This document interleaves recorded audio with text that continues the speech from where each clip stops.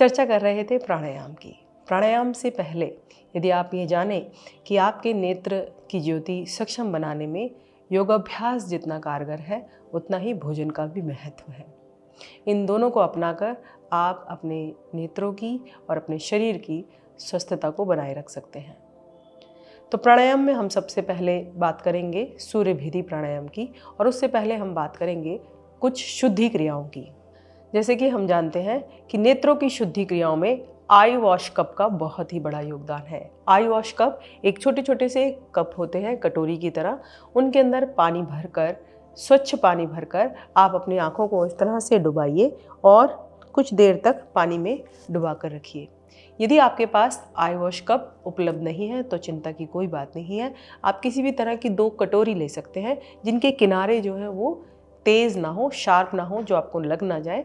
उस तरह के 2 कटोरे या बाउल लीजिए, उसमें साफ़ पानी भरिए और दोनों आँखों को इस तरह से उसमें रखिए। कुछ देर रखिए, उसमें आप अपनी पलकों को बंद खोल कीजिए, मतलब अपने पलकों को झपकाइए और थोड़ी देर बाद उन कटोरियों को हटा दीजिए। किंतु आपको ध्यान देना है कि पानी का जो तापमान है वो मौसम के अनुसार हो। यदि आपने अधिक सर्दी में बिल्कुल ठंडे पानी में इस तरह की क्रिया की तो हो सकता है कि आपको सर्दी या ज़ुकाम लग जाए। तो पानी के तापमान का विशेष ध्यान दीजिएगा, क्योंकि आप इसमें गर्म पानी का प्रयोग भी नहीं करेंगे। तो हम सबसे पहले बात कर रहे थे शुद्धि क्रियाओं की। शुद्धि क्रियाओं में हम बात करना चाहेंगे आई वॉश कप। आई वॉश कप एक छोटे छोटे से प्लास्टिक की कटोरियाँ में होता है, जिसके अंदर आप स्वच्छ पानी को भरकर अपनी आँखों में इस तरह से अपनी आँखों को डुबा लेते हैं और उसके अंदर आप ब्लिंकिंग करते हैं, अपनी पलकों को बंद करते हैं, खोलते हैं, बंद करते हैं, खोलते हैं। कुछ 1 से 1.5 मिनट के लिए, 2 मिनट के लिए आप इस तरह से करते हैं और फिर उन आई वॉश कप को हटा देते हैं। यदि आपके पास आई वॉश कप नहीं है तो आप घर में रखी किन्हीं भी 2 छोटी कटोरियों का या अपने बाउल का उपयोग कर सकते हैं। आपको ये ध्यान रखना है कि उसके जो एज है, मतलब उसके जो किनारे हैं, वो इतने शार्प ना हो जो आपको लग जाए। आपको उसके अंदर भरने वाले पानी के तापमान का भी विशेष ध्यान रखना है। जैसे अधिक सर्दी में यदि आपने ठंडा पानी, ज़्यादा ठंडा पानी ले लिया तो ऐसा हो सकता है कि आपको सर्दी या ज़ुकाम लग जाए। किंतु आपको उसके अंदर गर्म पानी नहीं लेना है, निवाया पानी नहीं भरना है, आपको साधारण पानी का ही उपयोग करना है। ये आई वॉश कप यदि आपको लेने हैं तो किसी भी प्राकृतिक चिकित्सा की दुकान पर आपको सहज ही उपलब्ध हो जाएंगे और इनका शुल्क जो है बहुत ही नॉर्मल होता है, बहुत ही सामान्य शुल्क से आपको ये मिल जाते हैं। तो आई वॉश कप के अंदर आप सामान्य पानी भरें और नेत्रों को रात को और सुबह सुबह उठकर दोनों समय आप धो सकते हैं। जब आप सुबह सुबह उठकर धोएंगे तो वो ज़्यादा निर्मल हो जाएंगे, ज़्यादा एक्टिव, और जब आप रात को धोएंगे तो पूरे दिन की थकान आपकी उतर जाएगी। इस क्रिया का प्रयोग करके देखें, आप अपनी आँखों को आई वॉश कप के साथ धोकर देखें, आपको बहुत लाभ होगा। दूसरी शुद्धि क्रिया है हमारी सूत्र नेति या फिर रबड़ नेति। सूत्र नेति करने से पहले आप रबड़ नेति का उपयोग करें। रबड़ नेति एक प्लास्टिक की एक धागे जैसी होती है, जिसे हम अपने नाक के छोर से निकालकर मुंह से निकालते हैं, जो आपको किसी योग्य योग चिकित्सक की देखरेख में ही करनी है। यदि आपको पहले से आती है तो बहुत अच्छी बात है, आप उसे कर सकते हैं। यदि आपको नहीं आती है तो एक बार आप किसी योग्य चिकित्सक की देखरेख में कर लीजिए, सीख लीजिए, फिर आपको बार बार सीखने की आवश्यकता नहीं पड़ेगी। और यदि आपको जल नेति आती है तो आप जल नेति का प्रयोग भी कर सकते हैं। जल नेति सूत्र नेति और रबड़ नेति से ज़्यादा सरल होती है। तो ये हो गई बात हमारी शुद्धि क्रियाओं की, और अब हम चलते हैं प्राणायाम के अभ्यास पर।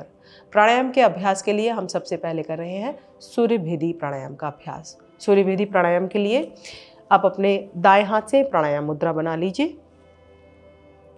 और बाएं हाथ से आप ज्ञान मुद्रा बना लीजिए। अब ले जाइए अपनी नासिका पर। अब आपको उंगलियों को स्पर्श से अपने बाएं नासिका छिद्र को बंद करना है और दाएं नासिका छिद्र को खोलकर इसी से श्वास लेना है और छोड़ना है।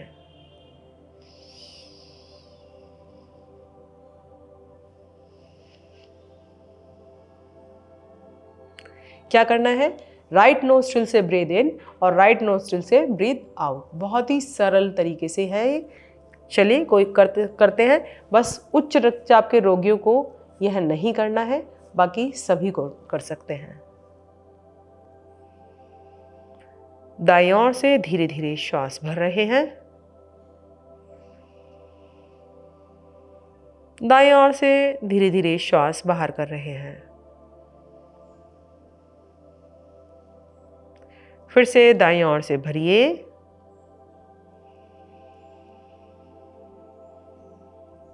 दाईं ओर से छोड़िए।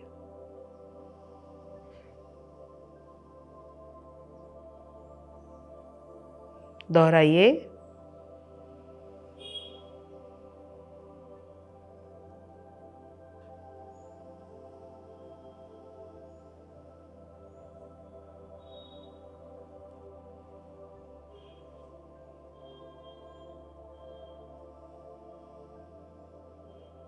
श्वास को भरने और छोड़ने की रिदम एक जैसी रखिए।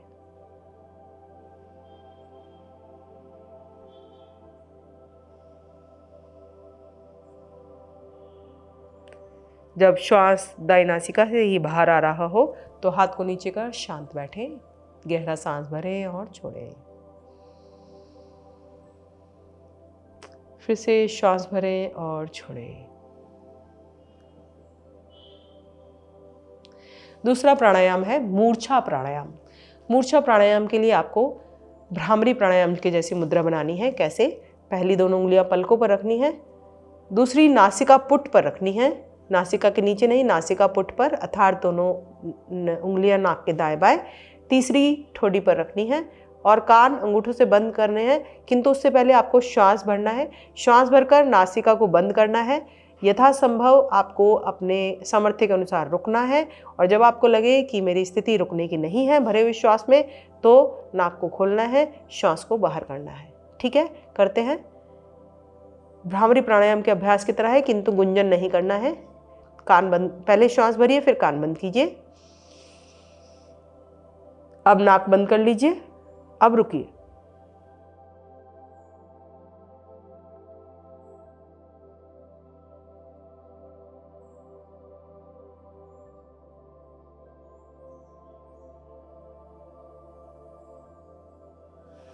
धीरे धीरे हाथ को नीचे लाएं।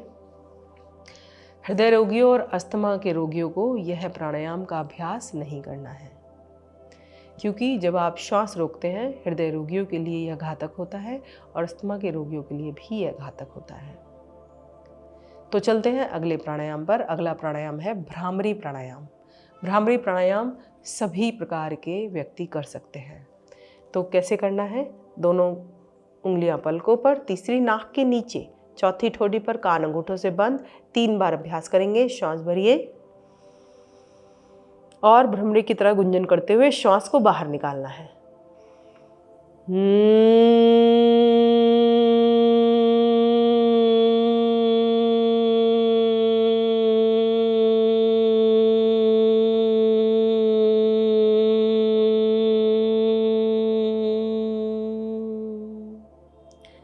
फिर से श्वास भरिए, कान बंद करके आपको भ्रमरी का गुंजन सुनना है। श्वास को बाहर निकालते हुए जो करना है, श्वास भरिए।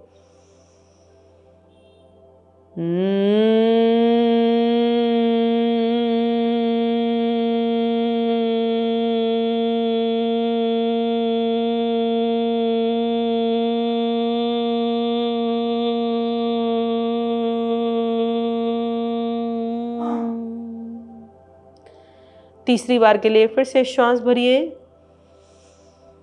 गुंजन करने से पहले कान को बंद कर लीजिएगा और उस गुंजन को अपने अंदर ही सुनना है। भरिए श्वास।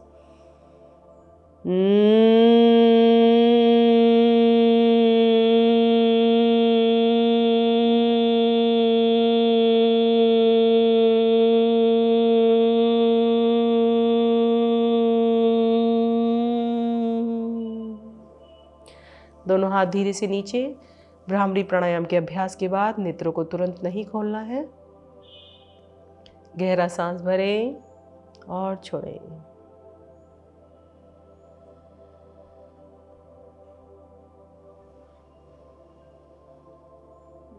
तो अब बात करते हैं मुद्रा की। तो सबसे पहले बात करेंगे शांभवी मुद्रा की। यह मुद्रा आपके तृतीय नेत्र या फिर आंतरिक चक्षु को जगाकर जागृत कर अंतः प्रज्ञा या उच्च चेतना का विकास करती है। शांभवी मुद्रा में जब आप अपनी दृष्टि को भूमध्य पर टिकाते हैं तो आपके आंतरिक चक्षु जागृत होकर आपके मस्तिष्क को शांत करते हैं और अल्फा तरंगे उत्पन्न करने लगते हैं। तो चलिए करते हैं शांभवी मुद्रा। शांभवी मुद्रा में आपको क्या करना है, आपको अपने दोनों नेत्र गोलकों को यहाँ मध्य में अर्थात आज्ञा चक्र पर टिकाना है। कैसे? इस तरह से ऊपर ले जाइए और देखते जाइए। अब देखते रहिए, देखते रहिए।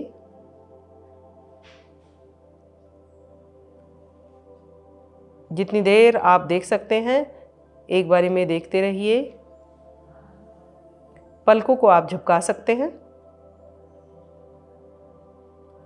जब आपकी आंखें भारी हो जाएं या आंखों से पानी टपकने लगे तो आंखों को बंद करिए। धीरे धीरे आंखें बंद कीजिए, गहरा सांस भरिए और छोड़िए।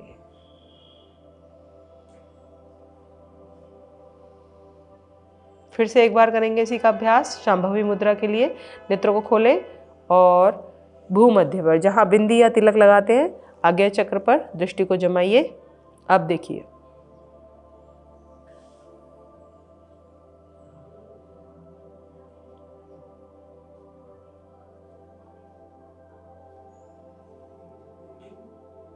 धीरे धीरे आंखों को बंद करें, गहरा सांस भरें और छोड़ें।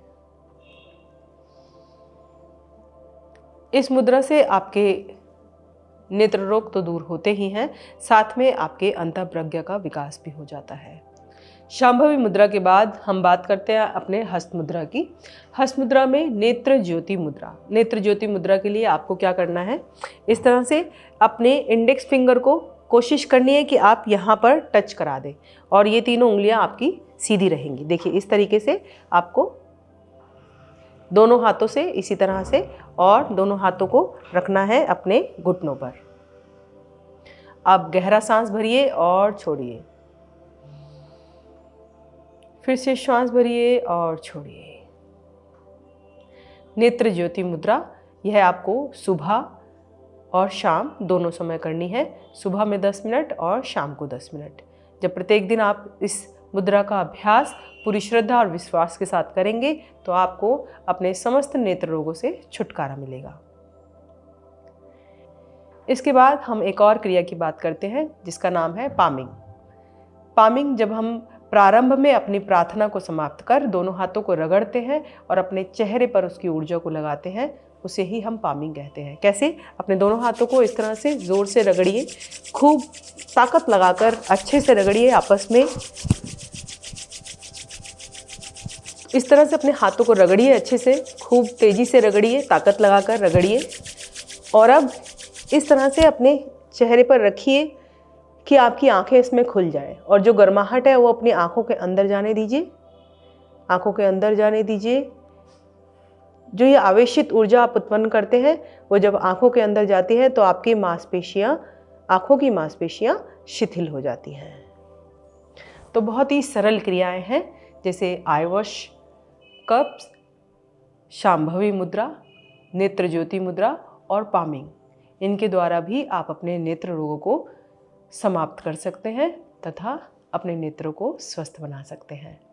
तो अब बात करते हैं भोजन की। भोजन आपको कैसा लेना है जिससे कि आपके नेत्र हमेशा स्वस्थ बने रहें। तो हमें भोजन लेना है विटामिन ए से भरपूर हो, जो विटामिन ए से भरपूर हो, जो विटामिन सी से भरपूर हो और जो विटामिन B12 से भरपूर हो। अर्थात इन तीनों विटामिनों को हमें अपने रोज़मर्रा के खाने में प्रयोग में लाना है।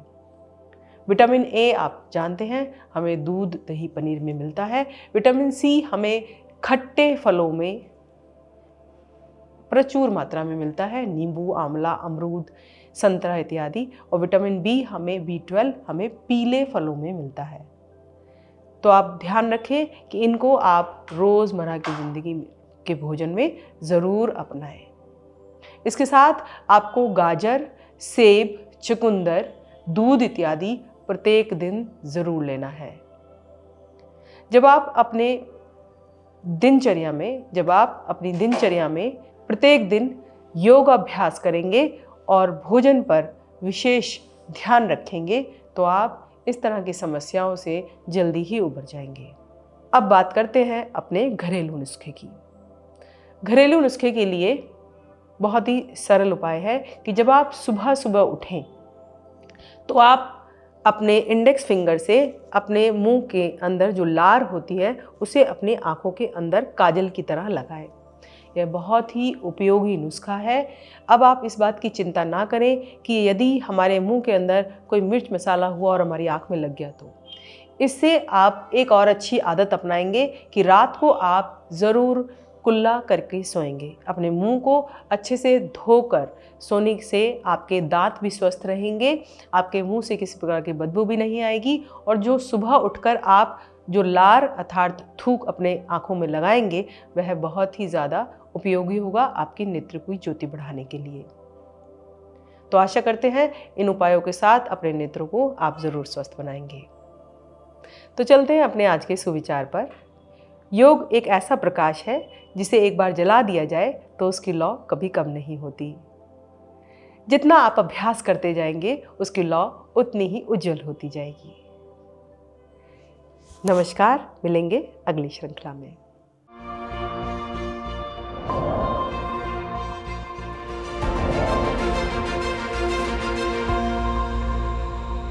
PMC हिंदी बदले जी।